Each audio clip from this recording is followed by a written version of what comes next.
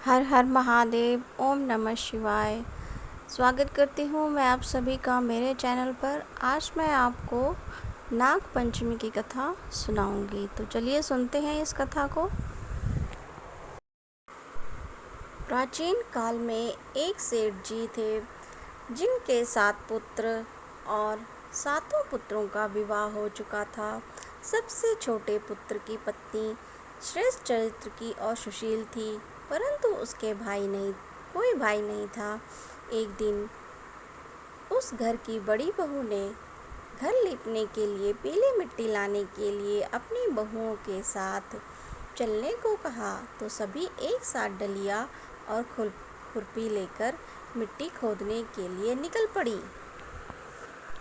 जब बहुएं मिट्टी खोद रही थी, तभी वहां एक सर्प निकला, जिसे बड़ी बहू खुरपी से मारने लगी।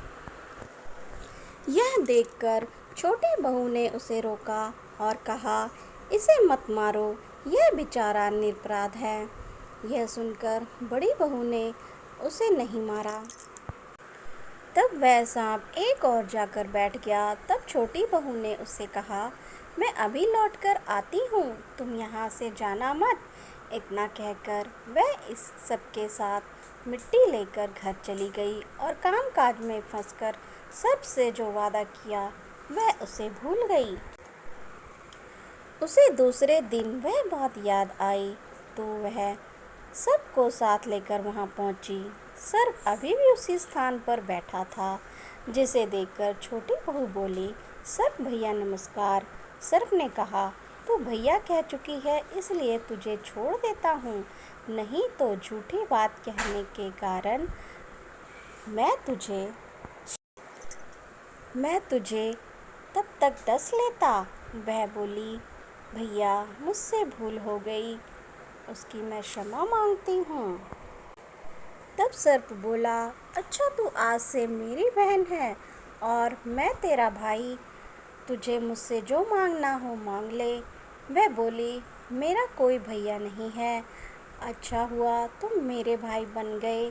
कुछ दिन व्यतीत होने पर वह सांप मनुष्य का रूप रखकर उसके घर आया और बोला कि मेरी बहन को भेज दो। सबने कहा, इसका तो कोई भाई नहीं, फिर तुम कौन हो?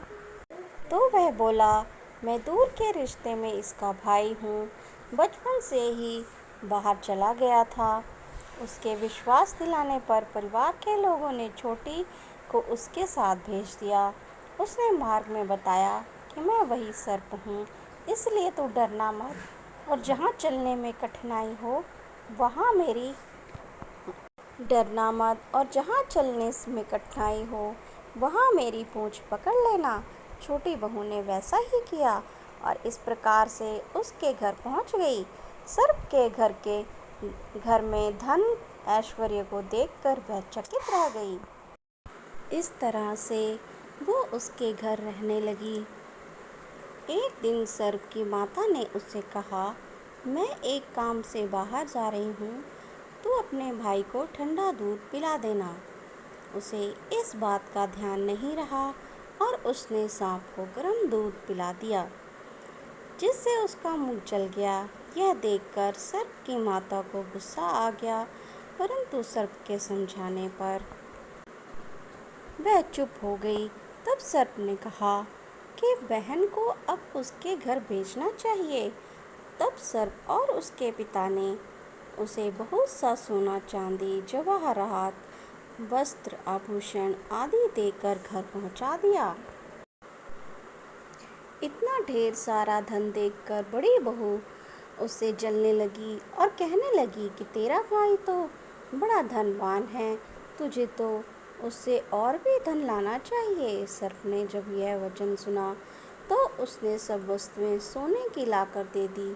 यह देखकर बड़ी बहू ने कहा, इन वस्तुओं को झाड़ने की झाड़ू भी सोने की होनी चाहिए। तब सर्प ने झाड़ू भी सोने की लाकर दे दी। सर्प ने छोटी बहू को हीरा मणियों का एक अद्भुत हार दिया, जिसकी प्रशंसा उस राज्य की रानी ने भी सुनी और वो राजा से बोली कि सेठ की छोटी बहू का हार मुझे चाहिए। राजा ने मंत्री को हुक्म दिया कि उससे वह हार तुरंत ही ले आओ।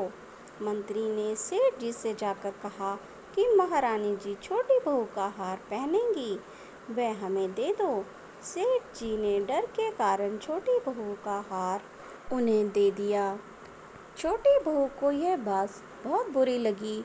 उसने अपने सांप भाई को याद किया और उससे प्रार्थना की, भैया रानी ने हार छीन लिया, तुम कुछ ऐसा करो कि जैसे ही रानी वो हार पहने वह सर्प बन जाए, और जब यह मुझे लौटा दे तब वह हार हीरो और मणियों का हो जाए। सर्प ने ठीक वैसा ही किया। जैसे ही रानी ने हार पहना वैसे ही वह सर्प में बदल गया। यह देखकर रानी चीख पड़ी और डर गई। यह देखकर राजा ने सेठ के पास खबर भेजी कि छोटी बहू को तुरंत भेजो। सेठ जी स्वयं छोटी बहू को लेकर राजा के दरबार में उपस्थित हुए। राजा ने छोटी बहू से पूछा, तुमने क्या जादू किया है, मैं तुम्हें दंड दूंगा। छोटी बहू बोली, राजन दुष्टता क्षमा कीजिए, ये हार ही ऐसा है कि मेरे गले में ही हीरो मणियों का रहता है, और अगर कोई दूसरा इसे पहनता है तो वह गले में सर्प बन जाता है। यह सुनकर राजा ने यह सर्प बना हार उसे देकर कहा, अभी पहन कर दिखाओ। छोटी बहू ने जैसे ही उसे पहना वैसे ही हीरो मणियों का हार हो गया। यह देखकर राजा ने प्रसन्न होकर उसे बहुत सी मुद्राएं भी पुरस्कार में दी। छोटी बहू अपने घर हार को लेकर घर लौट आई। उसके धन को देखकर बड़ी बहू ने ईर्ष्या के कारण उसके पति को सिखाया कि छोटी बहू के पास कहीं से धन आया है। यह सुनकर उसके पति ने अपनी पत्नी को बुलाया और कहा कि ठीक ठाक बता दे ये धन कहाँ से आया है। तभी वह स्त्री फिर से अपने सर्प भाई को याद करने लगी। तभी उसी समय सर्प ने प्रकट होकर कहा, यदि मेरी धर्म बहन के आचरण पर किसी ने संदेह प्रकट किया तो मैं उसे खा लूँगा। यह सुनकर छोटी बहू का पति बहुत प्रसन्न हुआ और उसने सर्प देवता का सत्कार किया। कहते हैं कि उसी दिन से नागपंचमी का त्यौहार मनाया जाता है। स्त्रियां सांप को भाई मानकर उसकी पूजा करती हैं। चलिए अब सुनते हैं नागपंचमी की पौराणिक कथा। नागपंचमी की पौराणिक कथा के अनुसार पांडवों के अर्जुन के पौत्र और राजा परीक्षित के पुत्र जन्मेजय ने नागों से बदला लेने और उनके वंश के विनाश के लिए एक यज्ञ किया।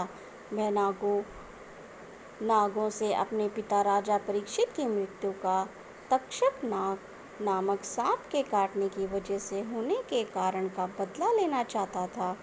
उसके इस यज्ञ को ऋषि जरत्कारु के पुत्र आस्तिक मुनि ने रोका और नागों की रक्षा की थी। यह तिथि सावन की पंचमी मानी जाती है।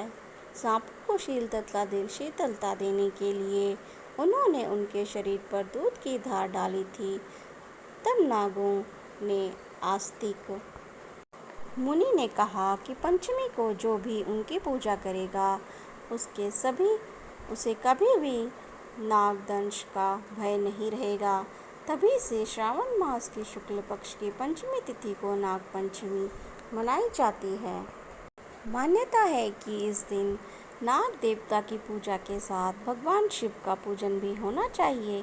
साथ ही इस दिन रुद्राभिषेक कराना भी शुभ फल देता है। तो ये थी नागपंचमी व्रत की कथा। अगर आपको मेरी कथा कहानियाँ अच्छी लगती हैं तो प्लीज़ आप मेरे चैनल को लाइक सब्सक्राइब ज़रूर करें और कमेंट में हर हर महादेव अवश्य ही लिखें। धन्यवाद।